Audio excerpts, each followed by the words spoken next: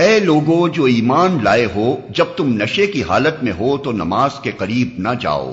نماز اس وقت پڑھنی چاہیے جب تم جانو کہ کیا کہہ رہے ہو، اور اسی طرح جنابت کی حالت میں بھی نماز کے قریب نہ جاؤ جب تک کہ غسل نہ کر لو، الا یہ کہ راستے سے گزرتے ہو۔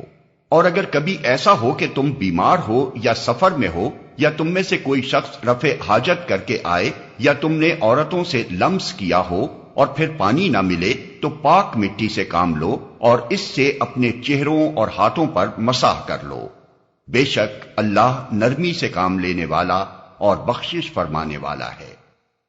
تم نے ان لوگوں کو بھی دیکھا جنہیں کتاب کے علم کا کچھ حصہ دیا گیا ہے، وہ خود ضلالت کے خریدار بنے ہوئے ہیں اور چاہتے ہیں کہ تم بھی راہ گم کر دو۔ اللہ تمہارے دشمنوں کو خوب جانتا ہے اور تمہاری حمایت و مددگاری کے لیے اللہ ہی کافی ہے۔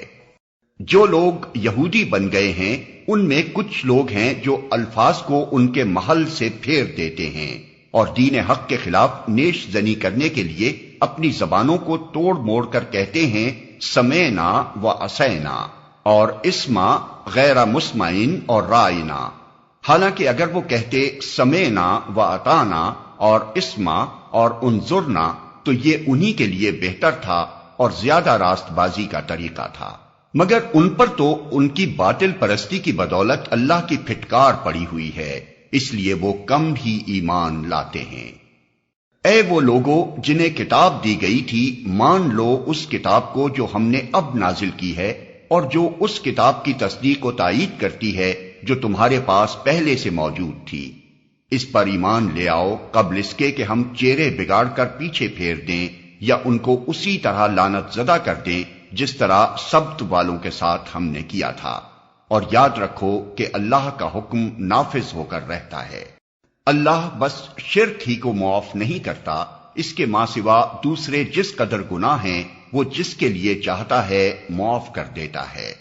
اللہ کے ساتھ جس نے کسی اور کو شریک ٹھہرایا اس نے تو بہت ہی بڑا جھوٹ تصنیف کیا اور بڑے سخت گناہ کی بات کی۔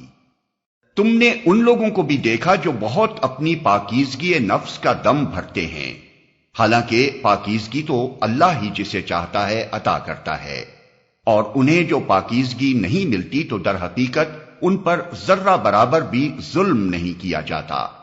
دیکھو تو صحیح، یہ اللہ پر بھی جھوٹے افطرا گھڑنے سے نہیں چوکتے، اور ان کے سریحاً گناہگار ہونے کے لیے یہی ایک گناہ کافی ہے۔ کیا تم نے ان لوگوں کو نہیں دیکھا جنہیں کتاب کے علم میں سے کچھ حصہ دیا گیا ہے، اور ان کا حال یہ ہے کہ جبت اور طاغوت کو مانتے ہیں، اور کافروں کے متعلق کہتے ہیں کہ ایمان لانے والوں سے تو یہی زیادہ صحیح راستے پر ہیں۔ ایسے ہی لوگ ہیں جن پر اللہ نے لعنت کی ہے، اور جس پر اللہ لعنت کر دے پھر تم اس کا کوئی مددگار نہیں پاؤ گے۔ کیا حکومت میں ان کا کوئی حصہ ہے؟ اگر ایسا ہوتا تو یہ دوسروں کو ایک پھوٹی کوڑی تک نہ دیتے۔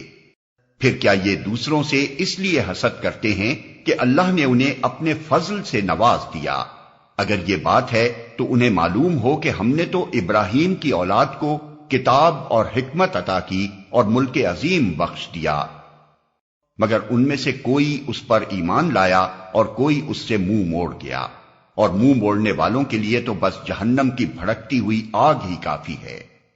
جن لوگوں نے ہماری آیات کو ماننے سے انکار کر دیا ہے انہیں بالیقین ہم آگ میں جھونکیں گے، اور جب ان کے بدن کی کھال گل جائے گی تو اس کی جگہ دوسری کھال پیدا کر دیں گے تاکہ وہ خوب عذاب کا مزہ چکھیں۔ اللہ بڑی قدرت رکھتا ہے اور اپنے فیصلوں کو عمل میں لانے کی حکمت خوب جانتا ہے۔ اور جن لوگوں نے ہماری آیات کو مان لیا اور نیک عمل کیے ان کو ہم ایسے باغوں میں داخل کریں گے جن کے نیچے نہریں بہتی ہوں گی، جہاں وہ ہمیشہ ہمیشہ رہیں گے، اور ان کو پاکیزہ بیویاں ملیں گی اور انہیں ہم گھنی چھاؤں میں رکھیں گے۔ مسلمانوں، اللہ تمہیں حکم دیتا ہے کہ امانتیں اہل امانت کے سپرد کر دو، اور جب لوگوں کے درمیان فیصلہ کرو تو عدل کے ساتھ کرو۔ اللہ تم کو نہایت عمدہ نصیحت کرتا ہے، اور یقیناً اللہ سب کچھ سنتا اور دیکھتا ہے۔ اے لوگو جو ایمان لائے ہو، اطاعت کرو اللہ کی اور اطاعت کرو رسول کی، اور ان لوگوں کی جو تم میں سے صاحب امر ہوں۔ پھر اگر تمہارے درمیان کسی معاملے میں نزاع ہو جائے تو اسے اللہ اور رسول کی طرف پھیر دو، اگر تم واقعی اللہ اور روز آخر پر ایمان رکھتے ہو۔ یہی ایک صحیح طریقہ کار ہے اور انجام کے اعتبار سے بھی بہتر ہے۔